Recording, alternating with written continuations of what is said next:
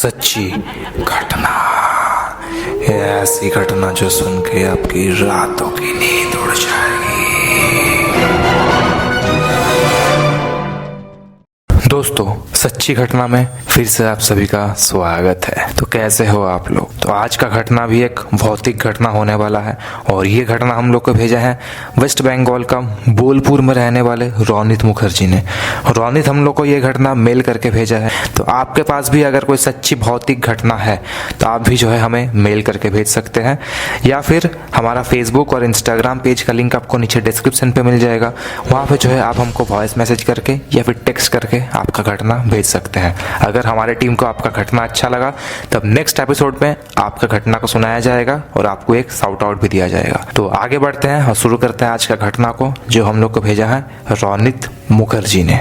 ये घटना हुआ था रोनित के दादाजी के साथ, जो फिलहाल ये दुनिया में नहीं है, लेकिन रोनित को ये घटना वो बता के गए हैं और ये एक सच्ची घटना है। तो ये जो घटना है, ये घटना बहुत साल पुरानी है। तब रोनित के दादाजी जो है मंदिर में पूजा पाठ करते थे। आप बोल सकते हो कि गांव में जो कुल देवी का जो मंदिर था, तो मंदिर का पुजारी रोनित के दादाजी ही थे और वो जो है आसपास के गांव जाके भी पूजा करते थे।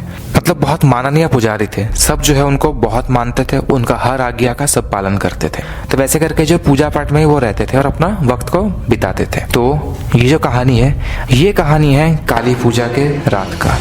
आप जानते ही हो, काली पूजा का रात एक बहुत डरावना रात होता है, क्योंकि उसका पहले दिन रहता है भूत चतुर्दशी एंड उसके भूत चतुर्दशी का बाद वाला दिन ही होता है काली पूजा। तो उस टाइम जो है आप अगर घर से कहीं अकेला जाते हो और आपको अगर पीछे से कोई आवाज़ दे, आपको जो है गलती से भी पीछे मुड़ के नहीं देखना है। आप अगर पीछे मुड़ के देखोगे तो कुछ भी हो सकता है आपके साथ।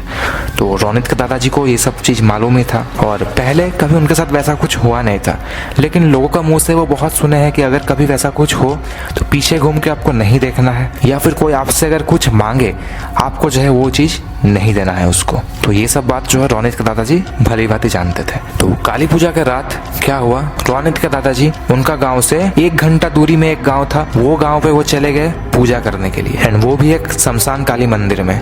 जो शमशान घाट होता है ना, शमशान घाट का वहाँ पे काली मंदिर भी होता है।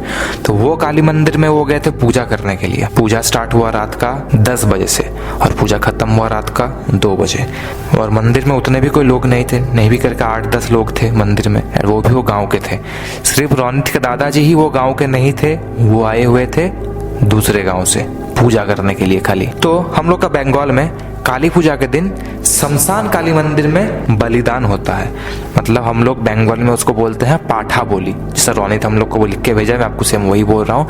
रोनित लिखे हैं पाठा बोली। उसका मतलब क्या होता है, जो बकरा होता है ना, तो बकरा का बलि दिया जाता है माँ का सामने। रोनित के दादाजी जो है वो बलि भी किए थे। फिर पूजा सब कुछ खत्म होने के बाद, जब पूजा हवन सब कुछ खत्म हो गया, बलिदान वगैरह, तब वो बकरा का जो सिर था, तो वो सिर जो है रोनित के दादाजी एक थैला का अंदर भर लेते हैं और सोचते हैं कि अब मैं इसको मेरे साथ लेकर के जाऊंगा। फिर मंदिर लगा करके वो निकल पड़ते हैं उनका घर की ओर जाने के लिए। एंड जिस टाइम वो मंदिर से निकले, उस टाइम समय हो रहा था रात का 2:12। उस टाइम जो है रोनित के दादाजी काली मंदिर से पूजा करके निकल रहे हैं। एक हाथ में है प्रसाद, माँ का प्रसाद, और एक हाथ में है वो बकरा का सिर, मुंडी, और ऊपर से अमावस्या का रात था, पूरा एकदम काला हर तरफ, पूरा एकदम कुछ दिख भी नहीं रहा उनको। हाथ में एक छोटा सा लालटेन था, तो उसका लाइट में जितना उनको दिख रहा है बस वही लाइट है उनके पास। वो लेके वो निकल पड़े मंदिर से घर की ओर जाने के लिए, क्योंकि बहुत रात हो चुका था। लेकिन उनको वैसा कोई डर नहीं था, क्योंकि पहले कभी उनके साथ ऐसा कुछ घटना नहीं घटा है। और पहले भी जो है वो ऐसे काली पूजा के दिन ये गांव में वो आकर के पूजा करते थे और रात को जाते थे। तो पहले कभी उनके साथ कुछ गलत नहीं हुआ है। तो वो बेफिक्र तारा माँ का गाना गाते गाते, गुनगुनाते वो निकल पड़े मंदिर से घर की ओर जाने के लिए। चले जा रहे हैं, वो खेत का बीच में से रास्ता जाता है, 2 तरफा खेत है, खेत का बीच में पूरा जा रहा रास्ता। कुछ पेड़ है, नारियल का जो पेड़ होता है, नारियल का पेड़ लगा हुआ है रोड में। चले जा रहे दादाजी पूरा एकदम मस्त चले जा रहे हैं, गाना गुनगुना रहे हैं माँ काली का, और बस चल रहे हैं वो। और चलते चलते उनका 20 मिनट पार हो गया। वो लगभग 40% रास्ता भी वो कवर कर चुके थे। फिर जैसे ही वो जा रहे हैं, उनको पीछे से एक आवाज मिला, एक छोटा बच्चा का आवाज, जो बोल रहा है दादाजी, ओ दादाजी, अरे दादाजी सुनिए, दादाजी, ऐसे करके जो है उनको पीछे से आवाज मिलने लगा। दादाजी का मन में पहले थोड़ा सा खटका लगा, अरे अभी रात का का 2:30 बज रहा है और पीछे से कौन आवाज दे रहा है मेरे से? कोई छोटा बच्चा का आवाज आ रहा है। कौन हो सकता है? दादाजी पीछे नहीं मुड़े।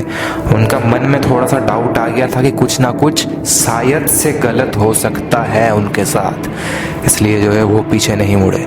लेकिन बच्चा जो है पीछे से पूरा आवाज लगा रहा है, दादाजी सुनिए, अरे दादाजी कहाँ जा रहे हैं? दादाजी, ओ दादाजी एक बात तो सुनिए, अरे मुझे प्रसाद खाना है, दादाजी मुझे प्रसाद दीजिए, प्रसाद।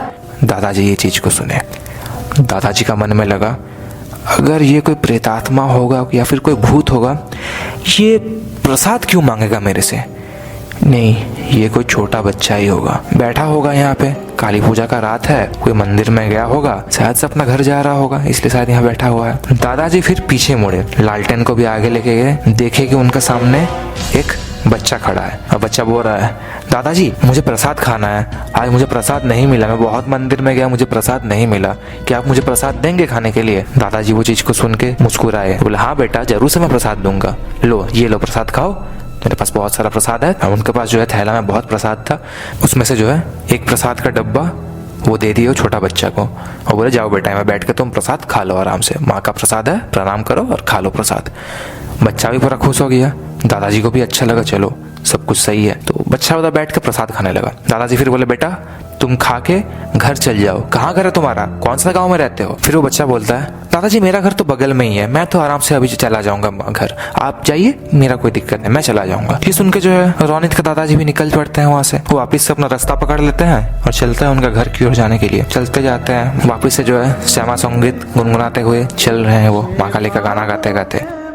फिर जो है दादाजी का नजर पड़ता है आगे एक तालाब था, जब खेत खत्म होता है और तालाब शुरू होता है, और उनको नजर पड़ता है तालाब का जो घाट किया हुआ था वहां पे देख रहे हैं ये बच्चा बैठा हुआ है। उनको लालटेन का लाइट में जितना दिख रहा है उनको दिखा कि अरे ये तो वही बच्चा है, इसको तो मैं भी पीछे प्रसाद देख के आया, ये यहाँ पे क्या कर रहा है? और दादाजी देखे कि वो बच्चा वो तालाब के किनारे बैठे बैठे प्रसाद ही खा रहा है, जो प्रसाद का डब्बा दादाजी ने वो बच्चा को दिया था वही प्रसाद वो बच्चा वहां पे बैठ के खा रहा है। दादाजी को थोड़ा यहाँ पे कुछ ना कुछ खटका लगा, ये बच्चा वहां पे बैठा था तो मैं वहां से इतना दूर आ गया, ये मेरे से कैसे करके आगे पहुंचा, आगे पहुंचा तो यहाँ पे बैठ के वो क्या कर रहा है? वो बच्चा बोला कि उसका घर वो गांव का बगल में है, वहां से यहाँ तक वो क्यों आया? ये तालाब का आसपास तो कोई गांव भी नहीं है, 2 गांव का बीच में तालाब पड़ता है, तो ये बच्चा आखिरकार है कौन? दादाजी का मन में बहुत प्रश्न आने लगा। फिर जो है वो छोटा बच्चा अचानक से घुमा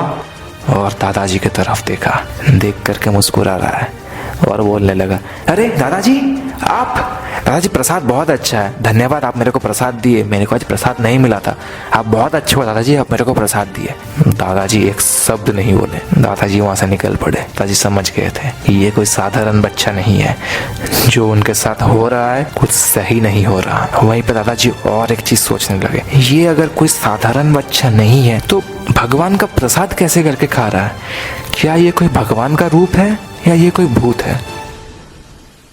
भगवान का प्रसाद तो कोई भी ग्रहण नहीं कर सकता, ये बच्चा माँ का प्रसाद कैसे करके खा रहा है? दादाजी का मन में ढेर सारा प्रश्न आने लगा, लेकिन वो छोटा बच्चा का एक भी बात का उत्तर नहीं दिया दादाजी। वो बच्चा को पार करके दादाजी जो है सीधा आगे चलने लगे। जैसे दादाजी आगे चलने लगे, बच्चा जो है उनका पीछा करने लगा। दादाजी भी चल रहे हैं, बच्चा भी चल रहा है पीछे पीछे। फिर वो बच्चा दादाजी को आवाज लगाता है, लेकिन इस बार वो बच्चा का आवाज जो है बच्चे की तरह आवाज में वो नहीं बोलता, मानो कि कोई एक लड़का का आवाज में वो बात कर रहा है। पीछे से बुलाया, दादाजी, ओ दादाजी, क्या हुआ? अब मेरा बात का उत्तर नहीं दे रहे हो?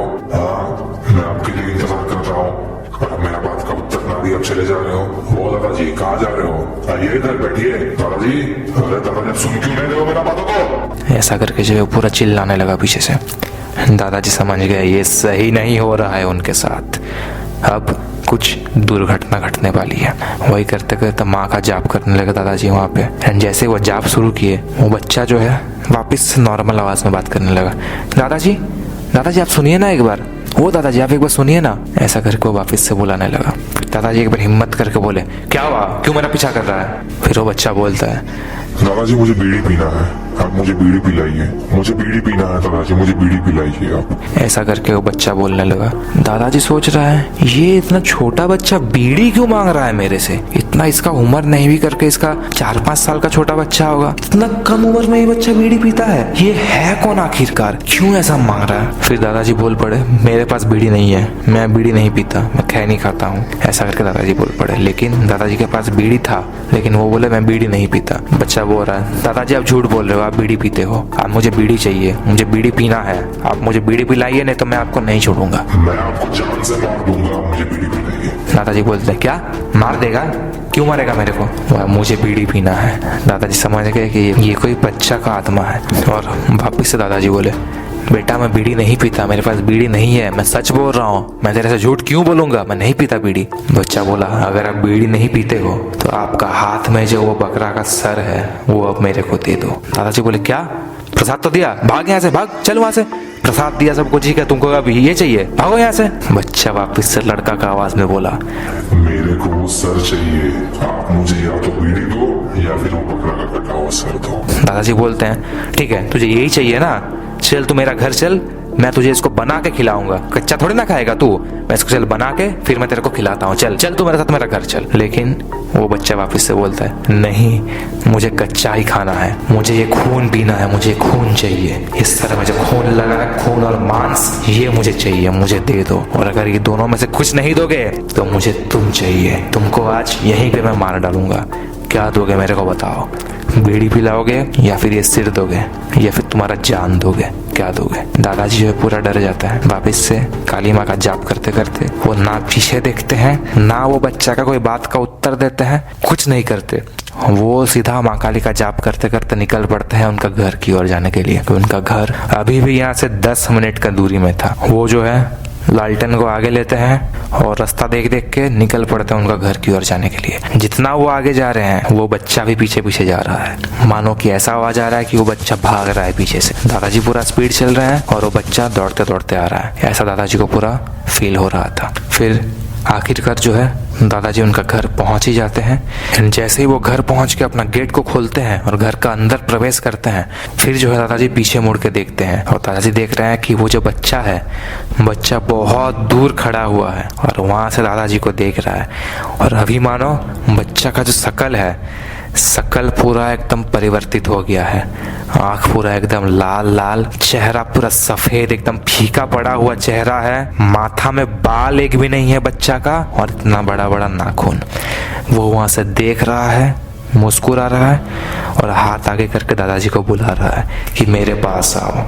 दादाजी वो चीज को देख के फटाक से गेट लगाते हैं और सब कुछ जो है रख देते हैं नीचे, माँ का प्रसाद और जो वो बकरा का सिर लेके आए थे दोनों को रख देते हैं और घर में जाके हाथ पैर धो के पहले सबसे पहले पानी पीते हैं वो, क्योंकि वो जो है बहुत ही ज्यादा हाफ रहे थे। फिर घर में सब कोई आ जाता है, घर में सबको आके बोलता है क्या हुआ आपके साथ, आप इतना हाफ रहे हो, परेशान लग रहे हो बहुत ज्यादा, कुछ हुआ क्या, कुछ गलत हुआ आपके साथ। दादाजी कुछ नहीं बोले। दादाजी बोले नहीं सब कुछ ठीक है, मैं ठीक हूँ, सब कुछ सही है, बोल करके वो सोने चले गए। रात सही से पार हुआ, रात में कुछ नहीं हुआ। उसके बाद वाला दिन से दादाजी को आ जाता है बहुत ही ज्यादा बुखार, भयानक वाला बुखार आ जाता है दादाजी को, मानो कि वो उठ भी नहीं पा रहे। अब दादाजी की जो धर्म पत्नी है वो रात को ही समझ गई थी कि उनके साथ कुछ सही नहीं घटा है, कुछ गलत हुआ है उनके साथ। वो पूछी भी लेकिन दादाजी कुछ बताए नहीं थे उनको। वो क्या कि दूसरे दिन जब दादाजी का बुखार था वो चली गई एक ओझा के पास, एक तांत्रिक के पास जो माँ काली का ही साधक था, माँ काली का ही पूजा करता था, लेकिन शमशान घाट में रहता था। वो भाग भाग के चली गई उधर और बोली कि मेरे पति के साथ ऐसा ऐसा हुआ है,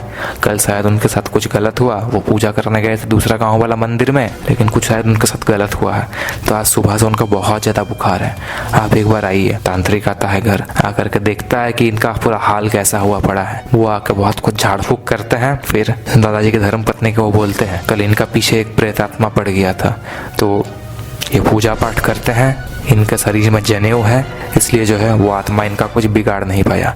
ये अगर कुछ साधारण कोई आदमी होता वो वहीं पे उसको मार डालता, लेकिन ये पूजा पाठ करते हैं, माँ काली के साधक हैं, माँ काली का पूजा करते हैं, ये जनेऊ पहने हुए हैं, इसलिए जो है ये बच गए।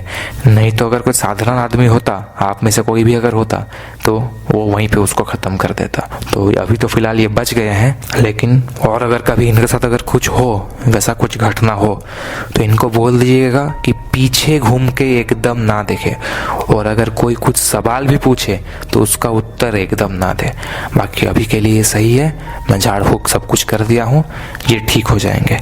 तो वैसे करके जो है 2 दिन बीत गया। 2 दिन बाद दादाजी भी पूरा सही हो गए, ठीक हो गए, वापस से माँ काली का पूजा करना शुरू कर दिए। वो मंदिर में जा रहे हैं, वापस से वो मंदिर में भी गए जो शमशान काली मंदिर में वो पूजा करने गए थे, वो मंदिर में भी गए। वो मंदिर में जाके जो है माँ काली के सामने वो पूरा गिर पड़े और रोते रोते बोले, माँ आज तूने ही मुझको बचाया है, आज अगर मैं जिंदा हूँ तेरे ही आशीर्वाद से मैं जिंदा हूँ, अगर मैं तेरे पास पूजा करने के लिए नहीं आता तो शायद से मैं नहीं बचता। ऐसा करके वो बोल करके पूरा रोने लगे, क्योंकि वो आए थे माँ काली का ही पूजा करने के लिए, तो उस दिन जो है माँ ही उनको बचाई थी। तो यही घटना था। ये घटना हम लोग को भेजे हैं बोलपुर से रोनित मुखर्जी ने। रोनित के दादाजी के साथ ही ये सच्ची घटना घटा था। तो बहुत बढ़िया घटना मेरे को लगा। आप लोग को कैसा लगा आप लोग कमेंट करके ज़रूर से बताइए। और अगर आप लोग के पास भी कोई सच्ची घटना है तो आप हमें मेल करके जरूर से भेज सकते हैं। हम लोग का मेल आईडी है sachchighatna@gmail.com, या फिर हम लोग का फेसबुक और इंस्टाग्राम पर भी आप हमको लिख करके या फिर वॉइस मैसेज करके भेज सकते हैं। आपका घटना अगर हमारी टीम को अच्छा लगे तो हम जो है नेक्स्ट वीडियो में आपका घटनाएं सुनाएंगे और आपको एक शाउट आउट भी देंगे। तो फटाफट से भेजिए घटना, आपके पास जो भी सच्ची घटना है आप शेयर करिए हम लोग के साथ, और हम लोग शेयर करेंगे वो हमारे ऑडियंस के साथ। तो ये घटना कैसा लगा जरूर से बताइएगा। बाकी अगर कोई भी आप लोग का सुझाव है तो वो भी जरा कमेंट करके बताइए कि हम लोग को कहाँ पे सुधार करना चाहिए, हम लोग को क्या इंप्रूव करना चाहिए, आपको साउंड क्वालिटी कैसा आ रहा है, बैकग्राउंड म्यूजिक कैसा लग रहा है, प्लीज़ आप लोग हमको बताइए। क्योंकि हम लोग का नया चैनल है, ये तो हम लोग का 2nd एपिसोड ही आया आज, तो हम लोग को बहुत आगे जाना है। तो हमारी टीम को क्या क्या सुधार करना है आप लोग प्लीज़ कमेंट करके आपका सुझाव जरूर से हम लोग को दीजिएगा। तो आज का वीडियो को बस हम लोग यहीं पे ख़त्म करते हैं। उम्मीद करता हूँ कि आप सभी को अच्छा लगा है। स्वस्थ रहिए, अच्छे से रहिए, लव यू ऑल।